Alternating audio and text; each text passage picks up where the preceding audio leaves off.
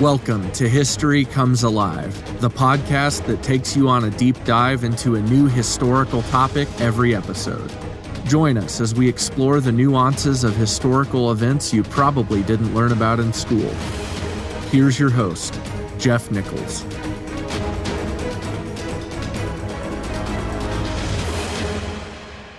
Welcome back. The last few weeks, we've been looking at the life and rule of Charles I. Based on what we've seen so far, what do you think? Was he a tragic figure? Was he right or wrong? Did he have the right to rule as he wanted to? Was Parliament right to stand up to him? Should he have dissolved Parliament? Remember, he was married to a Catholic. He has a liberal minister.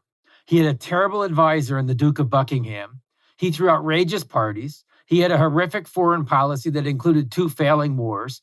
He was not the least bit inclined to consult Parliament or listen to them at all, except where he had to, and they cut him off from the usual sources of revenue afforded a monarchy.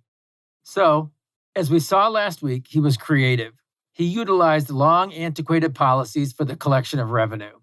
Although the law did appear to be on his side, the legality of what he was doing was questionable.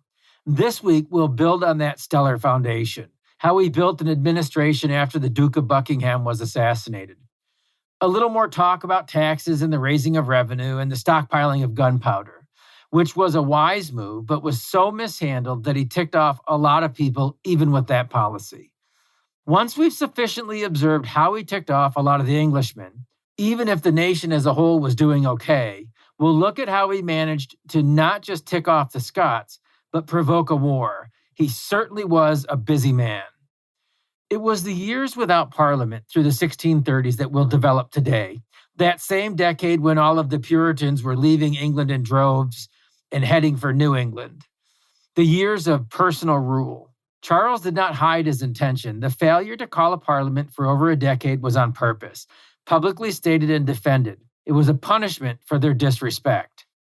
First thing he did was to end the wars with France and Spain. They had not gone well, and without Parliament, there was no ability to fund a war effort. The second thing that needed to be done was to put together some semblance of a cabinet. The Duke of Buckingham was gone. Well, he started his cabinet before the Duke was gone, but at any rate, about that time frame. He would be gone soon enough. And with his passing, Charles and Henrietta would enjoy the wedded bliss that had eluded them so far in their marriage, when the Duke was alive. She would soon become his most trusted advisor. Again, not good in Protestant England. But he needed other allies to get other things done, things that Parliament was not necessary for. I think every age in government is made up of those who are serving for the common good. But I think they're also serving for their own good. Everybody likes to be on the winning side. Politics requires both diplomacy and a measure of fickleness at times. And England was no different. There were powerful men, principled men, who could be bought. We often refer to these men as hypocrites or sellouts. You see, Charles did not just need men around him. He needed men of power and influence. And most of those men had been serving in Parliament, and a good chunk of them had been his opposition. So of the men who could be considered to really shoulder a heavy load for an unpopular king, there were few. Ultimately, Sir Thomas Wentworth, the Earl of Stratford, turned out to be the man. Now, he had opposed the king, but he had not been as hardline. He had at least recognized the counter-arguments, and he wanted power, so he switched sides. Now, this will be important later in the story. Wentworth will emerge in about a decade as a formidable guy. He was actually a competent administrator. Actually, his coup was completed in late 1628, and he found himself elevated to the Lord President of the Council of the North as well as the Privy Council. And it's worth noting that they did not operate like we do today in the United States. A lot of these activities were kept out of the public eye. A lot of the dirt. It's like there was 2 nations, 2 societies side by side, overlapping. Much of the nation's business was not public. That would change before this whole saga was over. But it would be the creative antics at the 11th hour of John Pym, and that would be a while yet coming. We'll get there. So, the elites knew about Wentworth's 180-degree turn, but it probably had little effect in the minds of the common folks. The power struggle was real, but kind of private. But again, the struggle was over who had the power. Both sides appeared to be sincere in their desire to steer the country in the right direction. And that's not something I feel I can always say in our contemporary culture. So maybe changing sides was not as egregious. Anyway, Wentworth's stated goal, other than power and service, was to, quote, live not under the frown, but under the smile of his sovereign, end quote. Well, he achieved that. Mission accomplished. Nevertheless, his quick turnaround to embrace all that he had opposed made him public enemy number one to his previous friends. He was an apostate and a traitor to Parliament. Men like John Pym did not join the government or administration of Charles. He and his allies would have little recourse for the time being, but they would have recourse. John Pym would arguably be the man who brokered the fall of Charles and the Stuarts for a time. He would arguably prove to be the most formidable, driven, able man to oppose the king. Frankly, in this generation, well, every generation since, we enjoy the fruits of his labor still. Oddly, he would set the stage and then pass away quite early in the long process of civil war. So anyway, there were powerful, able men who did not join Charles's administration. So the wars have ended, the team was built, and now came the drive for revenue. Understand, Charles did tighten the purse strings on his own spending. He wasn't foolish in that regard, but it does take substantial money to run a government. Here, Charles did operate with a bit of shrewdness toward the general population. A lot of the usual oversight and government ambition was relaxed. Even the political enemies were having it a little easier those days. Charles had to play it cool. He had little resources for big expenditures and no resources for a national army. That money would only come through a parliamentary authorized tax. He did undertake some reforms and advancements as well for the public good. Poverty relief, education, agricultural improvements. He was ruling more by tradition, and it seemed to be working. We talked about the forced loans and ship money last week, but there were other ways. And with the aid and support of his judges, he levied the tonnage and poundage. You remember, Parliament had cut him off from those. Well, they had altered and limited his ability to levy these taxes as compared to his predecessors. So at any rate, he levied the tonnage and poundage taxes. And on top of this, Charles authorized his commissioners to basically challenge land titles and then oversee fraudulent resales. He used the crown's right of wardship over estate heirs who were minors. He charged for titles. He increased the monopolies of certain industries. Remember, in those days, for example, you might buy or be granted the right to oversee the commerce, the import and export of a certain industry like wine, which brought the owner of that monopoly, as well as Charles, a considerable revenue. People paid a lot of money for those monopolies. So they came with a large financial buy-in, but then also annual dividends as well. So obviously the folks involved here had money and influence, and they liked the system quite well. So you had a growing list of happy power brokers and a growing list of unhappy power brokers. But the common folk would also begin to feel the heat as well. One area was in the cities. I mentioned that there was another round of plague during these years, I think the last couple of weeks. So the cramped quarters of urban living presented a specific risk. But industry was growing, and so was the urban population of cities like London. So as a matter of public health, there were laws against new buildings. I mean, it makes sense, right? Don't draw everybody into the same area when plague is coming. But housing was still booming. So the king's men would come around and they would threaten demolition of the new housing, new buildings, unless you paid a fine. So they would tax you or bribe you or however you want to label that, but they'd watch them construct these new buildings and then they'd come and threaten to destroy the building because of the plague and urban blight, or just give us a hefty sum of money. A little bit of a shakedown going on. There were other public considerations and collections that actually make a lot of sense for national security, but were too forcefully implemented. I mean, as you know, Europe was on fire with war. They had been for a century, and they would be for decades longer. I mean, frankly, there's like 400 years of war, but, who's counting? But war had changed. It was advancing technologically. The new weapons required a lot of gunpowder, black powder, all the time, everywhere. I mean, how could you ever secure enough supply? It was a vital national security to maintain a huge storehouse of gunpowder. Now, I think at this point it was all black powder, but I'm just going to use the word gunpowder and black powder interchangeably. I do know there's a difference. I'm sorry, it's just a slip of the tongue. Depends on which book you read and what language people use. So at any rate, what they needed was saltpetre, and it became a civic duty to contribute to the national cause. Now get this, the easiest supply of saltpetre necessary for the production of gunpowder was human and animal waste. Saltpetre is potassium nitrate, and there are a lot of easy ways to make it from mixing common household products in our houses today. It can be used for cooking and, as ingredients, all sorts of things. But the use back then, what Charles was interested in was gunpowder. Even today, saltpetre is used to make nitric acid, which is then used to make TNT and other explosives, like fireworks. It had been around in Europe since at least the 15th century. Saltpetre was something everyone could help with. Everyone could help to secure the national supply.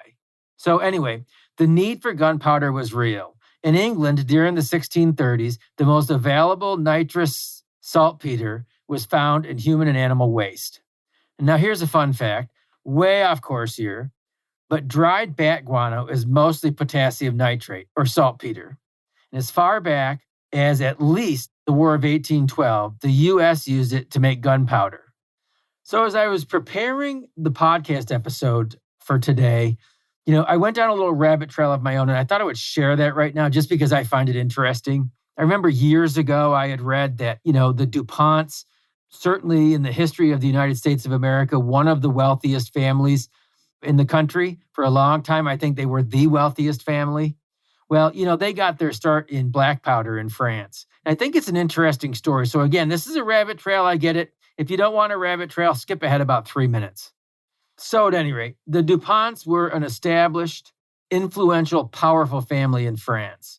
They actually were connected with the throne of Louis XVI. As a matter of fact, a couple of DuPonts at one point saved Louis and Marie Antoinette from an angry mob. Obviously, that was before they were beheaded. So the DuPonts were very closely associated with the monarchy. And after the French Revolution, they weren't very comfortable in their own country, so they emigrated to the young United States of America. And that was in 1800. And on a hunting trip out west, they came to realize very quickly that the gunpowder in the United States sucked. So guess what they had done in France? They had been producers of black powder, explosives. So after picking Brandywine River in Delaware to set up shop, they started producing black powder. Now, the DuPonts were welcomed by both Alexander Hamilton and Thomas Jefferson with the hope of strengthening our relationship with France. Now, it's interesting because Thomas Jefferson and Alexander Hamilton didn't like each other very much. As a matter of fact, at this point in American politics, they're opposite ends of the spectrum, and they are the leaders of their respective political parties. So at any rate, the DuPonts coming to America was a big deal, and they became the largest producer of black powder and then later gunpowder in the United States.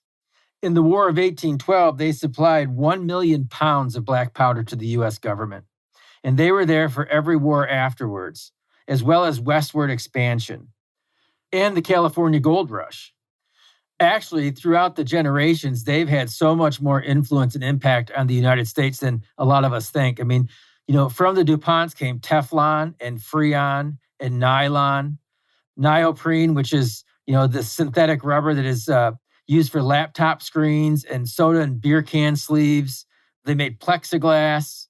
I mean, all of this from the black powder folks. So anyways, that's my rabbit trail. The DuPonts are a pretty impressive family, and they were, the biggest purveyors of black powder and gunpowder in America for a very long time.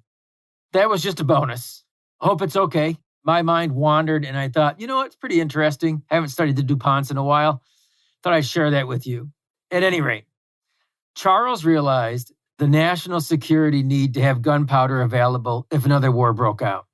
So it became a patriotic duty for everyone to save a year's worth of urine to add to the collective national stockpile, or puddle, frankly.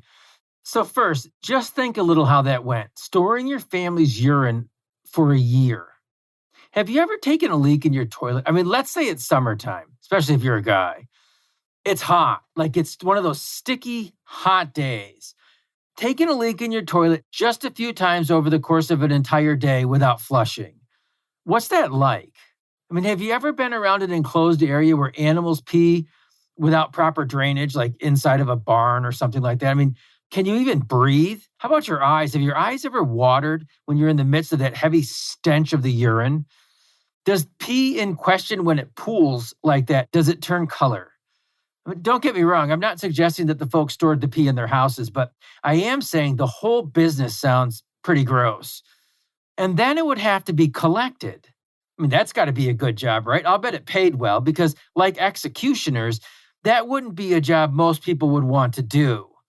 So Simon Schama captures the drama of the urine collection by saying this, quote, "But the very energy of Charles's Petermen quickly turned them into enemies of liberty and private property. As armed with warrants, they entered barnyards and private households, digging up floors if necessary, to get their hands on the precious, strategically important deposits of dove droppings or sheep shit. Given the unusual working conditions of this assignment, it seems unlikely that when confronted by householders, understandably displeased at having their floors dug up without a by your leave, the Petermen would have made much of an effort to appease them." End quote. And frankly, it did get worse, because one more thing from Simon Schama, he says, quote, "This would not in fact be the most outrageous attempt to turn body waste into munitions. During the Irish Rebellion and Wars of the Confederacy in the 1640s and 1650s, the remains of corpses were recycled into gunpowder." I would say end quote, so we'll say end quote, but here he ends with this: "The most perfect example, I suppose, of a self-sustaining industry." Oh, the dry British humor. Anyways, so I think about the guys going around the countryside collecting the urine. I mean, how big a wagon would you have? How many containers did they have back then? I don't know. Anyways, imagine that exchange, well, we see what you've collected, but your excrement's not enough. We're going to need the stuff that's fallen to the ground, the stuff under your floor. What? How are you going to do that? Well, we're going to tear it up. How did that conversation go? How would you feel if someone came into your house to do that? I guess it would be already odd if you were saving urine, but at any rate, so the whole thing just seems kind of strange to me. I guess we're spoiled in this day and age, but that was a national initiative, and people played along with it, again, until their floorboards got torn up. So to kind of recap here, Charles hadn't been that horribly bad in some of his policies, but they were antiquated enough to make enemies of Parliament. The various taxes, the assuming of property, the encouragement of his regulators or commissioners to overcharge or commit fraud. I mean, he had enemies, but he had managed to poach a few of the brightest for his cabinet. Then they were enemies of Parliament too. He sold monopolies for various businesses, which made some very happy and others mad. He had engaged in good public works, but then obnoxiously collected saltpetre. Life was overall pretty good. I mean, you remember back, 20 episodes or so, we talked about England in the 1630s and what was going on. The economy was good, man. I mean, it was growing, right? But he was annoying enough of the folks that a good portion of his popularity was gone. Not quite a tyrant, but he was a pain in the butt, with legally questionable tactics that were supported by the courts and the high clergy. The clergy would be the reason his general aggravation on the English subjects would transfer to the Scottish. Now, since we've laid enough of the groundwork to understand why he had ticked off enough of the folks in England, let's talk about Scotland, because his policy there would be the impetus for the civil wars and ultimately his own beheading. Well, there was already a bit of a bad taste for Charles in his native Scotland, a lingering bad taste with the nobility. You see, it was the custom to revoke the land titles from the nobility every 25 years and then regrant them according to the current sovereign's terms. But in 1626, just after he had assumed the throne in England, Charles revoked the titles, but instead of giving them all back, some were to be retained and returned for the use of the bishops.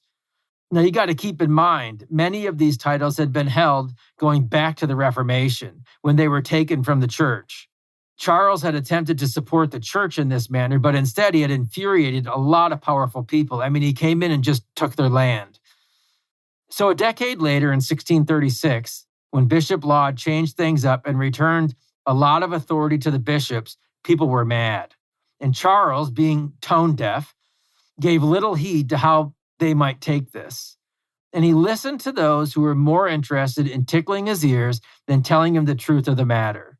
And meanwhile, many Scots believed that they were being led toward Catholicism. Now, we've talked quite a bit about Archbishop Laud. He was a liberal theologian, an Arminian, a heretic to the Puritans, anathema. The Presbyterians in Scotland had a lot in common doctrinally with the Puritans. They were more organized or formal, but they were similar. Both groups shared a contempt for Catholicism, and they saw Anglicanism as not Protestant enough. They feared a Catholic revival. The liberal Laud was seen as someone who might usher in a return to Catholicism. Like in England, Charles enjoyed the support of the bishops in Scotland, who tended to overlook the perception by the people of lurches toward Rome. They might have been in lockstep with Charles, but they were also as tone deaf. So here's the rub. I'm not sure if Archbishop Laud had any inkling to reestablish Catholicism. I'm not sure Charles did either. In fact, I doubt either one did. But it was the perception. But Laud did want to focus and emphasize the ceremonial and the sacramental side of worship. Charles wanted to bring the whole of Protestantism within the three kingdoms into unity. I mean, remember, he had Anglicans and Puritans, Presbyterians, maybe a few other splinter groups. He had English, Irish, Scottish. None of these groups like Catholicism, except the Catholics. And we'll talk a little about them next week. But between Charles and Laud, there was a feeling that the strong Protestant, Puritan, and Presbyterian emphasis on preaching, the public reading of Scripture as part of the worship service, and the constant reminder of the differences between believers, God's elect, and unbelievers, the non-elect, was too much. It was too divisive. They wanted to tame the service down a little bit. They wanted to unify the various segments. Just the mention of that suggested muzzling the gospel to the Puritans and the Presbyterians. Charles and the Archbishop severely underestimated the conviction of their more right-leaning brethren. Americans really do not generally seem to understand the sensitivity so many people have for their religion. I mean, we definitely see the results of religious zeal, but often miss how serious many people are around the world. And it's part of their national or their cultural identity. We're a melting pot in America, and less formal in our worship with each passing generation. But rather than scoff, sometimes I think it might be a valuable consideration to realize that ignorance can lead to unnecessary offense, diplomatically, in both foreign and domestic policy. Anyway, another thing that was happening all over was that old, decrepit churches were being restored. They were grand. The Laudians thought this helped to inspire people. The more stringent Protestants thought this was too much like Catholicism with its worldly beauty and aesthetics. The Laudians believed this caught the eye and not so much the ear for serious, damning preaching. The Protestants thought it was a distraction from the preaching. So you see how that all went. A lot of these guys would be called upon in the event of national need, like war, and they were not too happy with Charles. I mean, you can see the potential here, right? The division that's forming. So both Laud and Charles looked to the church genuinely as a national rallying point for all three kingdoms. And that makes sense. I mean, it's understandable, right? But then they went farther. What they needed, they figured, was a single script. And it would come in the form of a new prayer book. And that's going to be a problem. In 1637, backed by the bishops, but rejected by almost everyone else. One of the biggest mistakes was that word had gotten out about this new common prayer book. It gave the opponents a chance to mobilize. And that they did. To make matters worse, the official rollout was delayed. It was supposed to have been presented on Easter Sunday, but it didn't happen until July 23rd, 1637, when it was introduced in the morning service all over the kingdom. And the people went nuts. Now, again, this wasn't a surprise. The craziness that ensued was strategic. I mean, this was planned revolt. At St. Giles Cathedral in Edinburgh, stools were thrown at the dean and the bishop. The women howled. The cries of popery rang out. The dean and the bishop actually fled for their lives. And this pattern was repeated all over the place. Some of the ministers appeared before their congregations brandishing loaded pistols from the pulpit to ensure their safety and the good behavior of the flock. I mean, how'd that go for fellowship? Can you imagine showing up to church and the pastor saying, today, I'm going to preach something so offensive, I'm going to hold you at gunpoint while I do it? Anyways, not exactly the wholesome, loving atmosphere that one might expect at church, and certainly not what Charles and Laud had anticipated. Charles was caught completely off guard, but he did appear to understand. All of his arrogance or his hubris or his confidence was put aside in this one episode. He tried to convince the Scots of his loathing of Catholicism. He offered to change the prayer book. The Scots wanted the whole business gone. There was a lot of wrangling back and forth. Surprisingly, Charles did give way, but it wasn't enough. The Scots only grew angrier. So they ended up producing a petition, a grand supplication, and this produced enough pressure to have the prayer book removed. But it wasn't enough. Charles said, I'll change the prayer book. They said, no, we want it gone. Charles said, I'll remove the prayer book, but that wasn't enough. Because you know what? Sometimes in life, it really is too little, too late. Now, it's a funny thing. The Scots still claimed loyalty to King Charles, but not to the bishops, who actually were his ambassadors. So, as Charles both apologized and planned his next move, the Scots planned theirs. After the new year in 1638, they abandoned the earlier petition for a more formal covenant. The covenant itself was not really new. It was more of a renewal of a 50-year-old covenant that had bound the nation, then under King James VI, Charles's father, the future King James I of England. It bound the nation together back then against Catholicism. Now it was a rallying cry for the nation against Anglicanism. It was a rally around Presbyterianism and against any interruption thereof, including political. And there's a direct shot at Charles and Parliament with that. On February 28, 1638, the covenant was read aloud in Edinburgh at the Church of Blackfriars. This was a monumentous occasion. It was treasonous. It was defying the king publicly. It could be a capital offense. I liken it in my head to the signature offered by John Hancock at the signing of the Declaration of Independence. And just like Hancock, others would follow. This time, the man was the Earl of Sutherland. From him flowed many others. And then the covenant was taken across the countryside for everybody to sign, town after town. Imagine the group of men converging on your small town or village, your kirk, and getting off of their horses, I'm assuming they rode horses, and coming in and grabbing the most important men around and making them sign this covenant. I would imagine it was pretty hostile if you didn't want to. Anyways, it was a national pledge of unity. It was a serious event. Winston Churchill wrote that some of the signers had bled their own veins and signed with their own blood. And all of this is in response to an autocratic king who had ruled for several years without a sitting parliament and who felt obliged to no man. An autocratic king who blinked. An autocratic king who had tried to make concession, who had made concessions, and whose benevolence was rejected. And so Charles blinked again. You see how serious and solemn this was. I mean, even Charles, the dictatorial autocrat, blinked. Even Charles recognized he had overstepped. He tried to backpedal. So, okay, at this point, we can see the situation's getting a little out of hand. But what do you think of Charles? I mean, the guy keeps just pissing everybody off, but he seems more tone deaf than evil. I mean, here he seems to be truly willing to reconcile. He did cause the problem, but more out of ignorance than anything. I mean, is he a tragic figure to you? Is he a villain?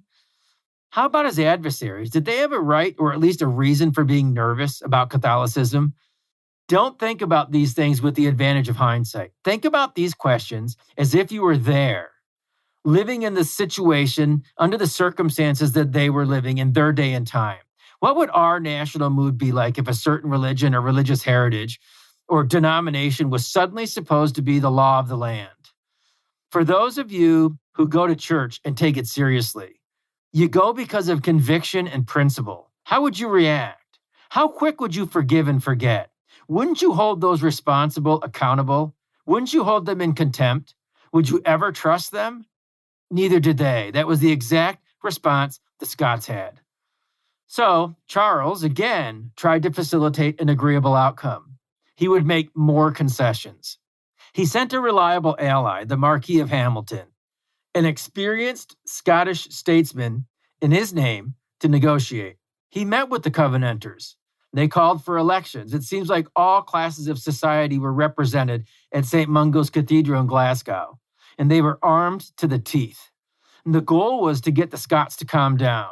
And if that failed, Hamilton was supposed to raise an army and make them calm down. And here's the kicker. Charles committed himself to intervene personally if Hamilton was unable to raise enough troops to suppress the uprising. So from what we've learned so far, and from what we see here at St. Mungo's Cathedral in Glasgow, where they had elections to see what they were going to do, and all classes of society showed up, and by the way, they were armed to the teeth, do you think there were enough independent troops in Scotland left to put down resistance? Well, you're right, there wasn't. So anyway, after the election, it was decided that the whole of church leadership had to go, the episcopacy itself. At this point, these men were not looking to talk about it. They were armed and they were pretty rude. Hamilton, much like Charles so many times, failed to see the reality, the gravity of the situation. He ordered the assembly to dissolve. I think that takes a little bit of guts. Of course, they refused. It was November 1638. The refusal to disband at the king's commissioner's request was an act of treason and rebellion. There are not a lot of options left. In fact, in Charles's mind, only one option remained. He'd been patient. He'd tried to concede. He'd tried to resolve the matter to their liking, and he had failed. There was a lot for the king to discuss with his various administrators. This situation could not be allowed to continue, but there were two big problems that he faced. The first one is the Scots claimed loyalty to him. They blamed the bishops, which again were serving at Charles's behest, but at any rate, he's talking about putting down a revolt against people that say they still follow him. And secondly, without Parliament, there was no way to secure enough money to actually wage a war. Another problem was that although Charles had reigned without Parliament over a pretty peaceful time in England, the situation was still very tense. There were a lot of really ticked off people, and a lot of them had influence and power. Both sides contemplated their next move. One thing that would become painfully obvious was that Scotland had a lot of veterans of the 30 Years' War. They had men who understood warfare and had fought with distinction alongside Gustavus Adolphus. Now, if you don't know him, there was a time when, without him, all of Protestantism may have failed. He was the great monarch of Sweden. He made them a powerhouse. Did you know that Sweden at one time was the Protestant powerhouse of Europe? They had a lot more real estate across Europe at that time, too. They just sucked at colonization. And they had a small population that really took a hit with all the constant warfare. But at any rate, we've talked about all of that in a past episode.